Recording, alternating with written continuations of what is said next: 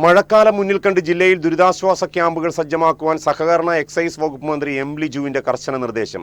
കളക്ടറേറ്റിൽ ചേർന്ന ഉന്നതതല യോഗത്തിലാണ് മന്ത്രി ഉദ്യോഗസ്ഥർക്ക് നിർദ്ദേശം നൽകിയത്. കളക്ടറേറ്റ് കോൺഫറൻസ് ഹാളിൽ ചേർന്ന ഉന്നതതല യോഗത്തിലാണ് സഹകരണ എക്സൈസ് വകുപ്പ് മന്ത്രി അഡ്വക്കേറ്റ് എം ലിജുവിന്റെ കർശന നിർദ്ദേശം. ക്യാമ്പുകളിൽ ആവശ്യ സാധനങ്ങളുടെ ലഭ്യത റവന്യൂ, തദ്ദേശ വകുപ്പുകൾ സംയുക്തമായി ഉറപ്പാക്കണമെന്നും അപകടകരമായി നിൽക്കുന്ന മരങ്ങൾ അടിയന്തരമായി മുറിച്ചുമാറ്റാനും വെള്ളക്കെട്ട് ഒഴിവാക്കാൻ ഓടകളും കനാലുകളും ശുചീകരിക്കാനും തദ്ദേശ ജോയിന്റ് ഡയറക്ടറെ മന്ത്രി ചുമതലപ്പെടുത്തി. ജില്ലയിലെ ജലനിരപ്പ് മൈനർ ഇറിഗേഷൻ വകുപ്പ് നിരന്തരം നിരീക്ഷിക്കും. തണ്ണീർമുക്കം ബണ്ടിലെ എല്ലാ ഷട്ടറുകളും ജില്ലയിലെ 617-ൽ 521 ഓരുമുട്ടുകളും നിലവിൽ തുറന്നു കഴിഞ്ഞു. കടലാക്രമണ സാധ്യതയുള്ള ഹോട്ട്സ്പോട്ടുകൾ കണ്ടെത്തി പ്രതിരോധ നടപടികൾ സ്വീകരിക്കാനും മേജർ ഇറിഗേഷൻ വകുപ്പിന് മന്ത്രി നിർദ്ദേശം നൽകി.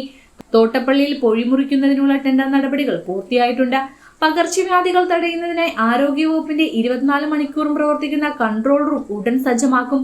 ക്യാമ്പുകളിലേക്ക് മരുന്നുകൾ, ഫ്ലോട്ടിംഗ് ഡിസ്പെൻസറി, വാട്ടർ ആംബുലൻസ് എന്നിവ സജ്ജമാണ്. ഷിഗല്ല രോഗബാധയുണ്ടായ ആറാട്ടുപുഴയിൽ സൂപ്പർ ക്ലോറിനേഷൻ അടക്കമുള്ള പ്രതിരോധ പ്രവർത്തനങ്ങൾ പൂർത്തിയായതായും DMO അറിയിച്ചു. അപകടകരമായി മരങ്ങൾ മുറിച്ചുമാറ്റാൻ ട്രീ കമ്മിറ്റി അടിയന്തര ഓഡിറ്റ് നടത്തണമെന്ന് കുട്ടനാട് MLA റെജി ചെറിയാനും ജലാശയങ്ങളിൽ മാലിന്യം തള്ളുന്നവർക്കെതിരെ കർശന നടപടി വേണമെന്ന് P. പ്രസാദ് MLA ആവശ്യപ്പെട്ടു.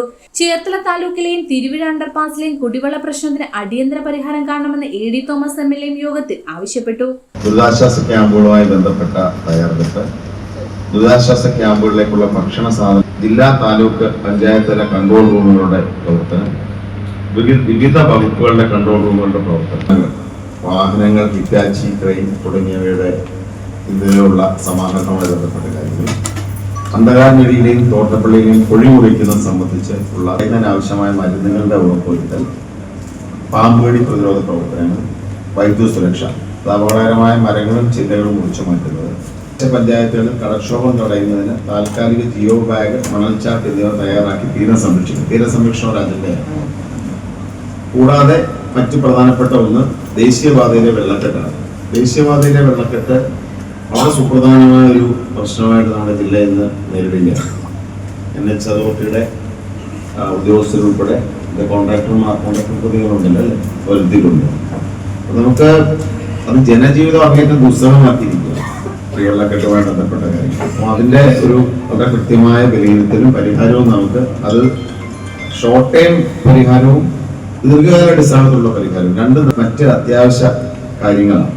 മറ്റ് ഇതുമായി ബന്ധപ്പെട്ട ഈ യോഗത്തിൽ പങ്കെടുക്കുന്നവർക്ക് ചൂണ്ടിക്കാണിക്കാനുള്ള കാര്യങ്ങളും നമ്മളിന്ന് അതിനെ സംബന്ധിച്ചും ചർച്ച ചെയ്യുന്നുണ്ട്.